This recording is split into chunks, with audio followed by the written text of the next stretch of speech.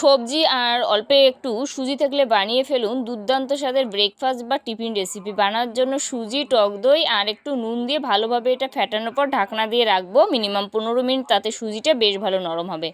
আর সুজিটা দেখুন টক দইটা কিন্তু পুরোটাই টানবে।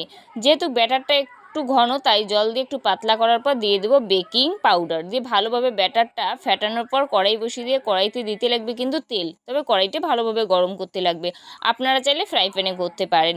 যখন তেলটা ভালোভাবে গরম হবে 2 হাঁটা ব্যাটার দিয়ে উল্টা দিক দিয়ে এইভাবে ঘুরিয়ে দেবো। আর কিছু সবজি আছে এই জায়গায় বাঁধাকপি, আলু, পেঁয়াজ কুচি, রসুন কুচি, কাঁচা লঙ্কা কুচি এটা দিয়ে দেবো। আপনারা হাতের কাছে যেটা আপনাদের থাকবে সবজি সেটাই কিন্তু দিতে পারেন। এরপর দিয়ে দেবো কাশ্মীরি লঙ্কার গুঁড়ো আর ম্যাগি মশলা। বাচ্চারা খেলে কিন্তু কাশ্মীরি লঙ্কা গুঁড়োটা বাদ দিতে পারেন। এরপর এক পাশটা হলে আর এক পাশটা উল্টিয়ে 2 মিনিট রাখলেই কিন্তু এটা একেবারেই রেডি। আমার তো এটা বেশ ভালো লেগেছে। আপনাদের কেমন লাগলো জানিও, লাইক কমেন্ট শেয়ার করো। Love you guys.